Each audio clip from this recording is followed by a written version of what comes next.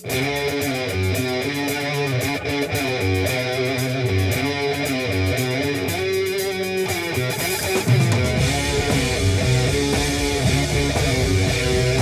back to Observing the Sabbath. I'm your host, Nathaniel Molnar, and this is it. This is our final song on the album, Volume 4, this fourth studio album from Black Sabbath.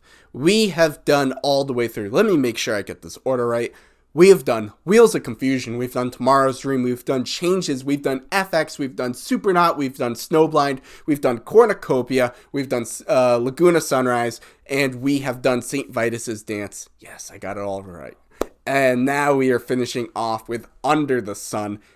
What an album. What an album indeed. This is such a good album. But I will save all my thoughts on Volume 4 as a whole until we do the album review episode / your thoughts on Volume 4. That's right. In the past, I have done separate videos for the album review and for reading the comments section, which is your thoughts on the album, but I'm going to be doing it as just one video from here on out, just to make it a little bit more concise. So make sure, including this video, but all the previous videos for Volume 4, go in, leave all your thoughts, leave all your comments on all the songs for all the videos, and I will make sure to talk about each and every one of them in that upcoming video.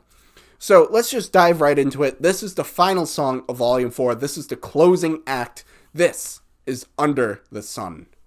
And now. Again, something that's sort of consistent through the whole album. No fades in, just right into the song. Sort of similar to Ratsa / Fairies Wear Boots, where you get the drum-heavy closer.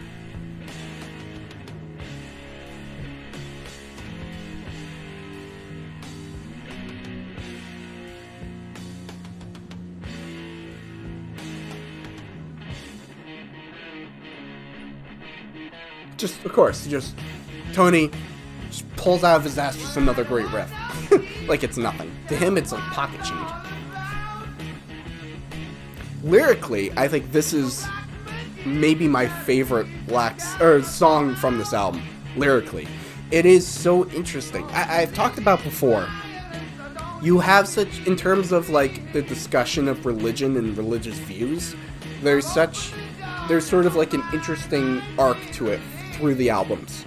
You start with Black Sabbath, the original album, which has more of like a satanic view, and then you get into Master of Reality, which is more, it has some Christian themes to it, and then once you get to Volume 4 on, it has more of an agnostic / atheistic view. And I think like this song in particular, you hear it in Supernaut, Got No Religion, Don't Need No Friends. You hear it in Under the Sun very explicitly. You hear it throughout the album.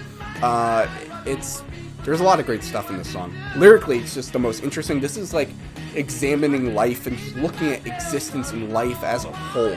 And I've talked about the diversity of the subject matters on this album. You have the love songs, or the love sort of centric songs. You have the songs that are just kind of looking at life in its entirety, like this, or Wheels of Confusion. You have the songs that are diving into the mind, and with Cornucopia, you have the songs that are about drugs, with Snowblind.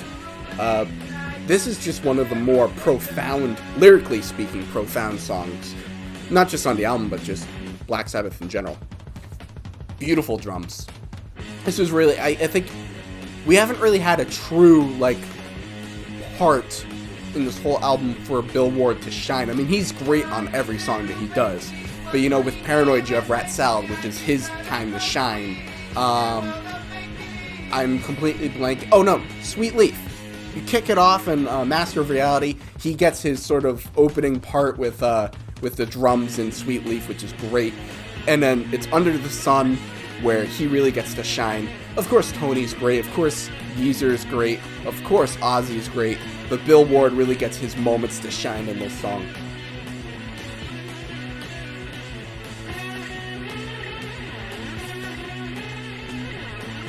So, if I were to compare and contrast for a minute, Into the Void and Under the Sun, Lyrically speaking, I think I prefer Under the Sun. In terms of sound and tone and being the better closer to an album, I would say Into the Void is better.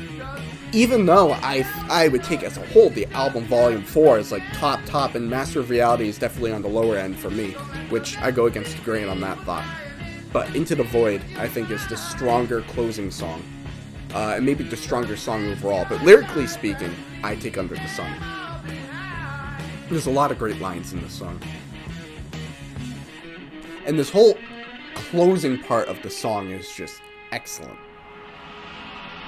It really feels like they're wrapping up the album here, which they do such a great job of with the closers to their albums. The closing songs to all their albums aren't just great songs, but they feel like definitive. It feels like this whole part is just slowly but surely tying the knot on the bow to the album.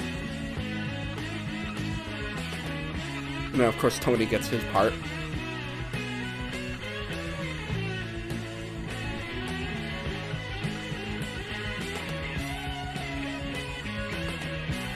Like, okay, Bill, you're gonna get your part. Tony, you're gonna get your part. Ozzy's got his part. I'm sure Geezer has his moment in here, although I might not hear it specifically just with the one earbud in.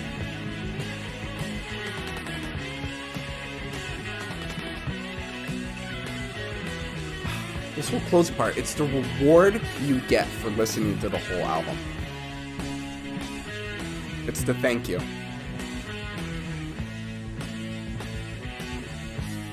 And I like how much they draw it out. They draw it out so much. It's great. Because you just don't want the album to end. So you're so happy that they're taking their time to really end it.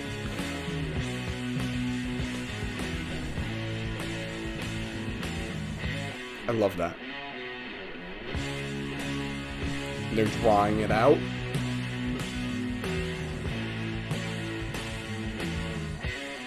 But it's not over yet. Oh, it's so good.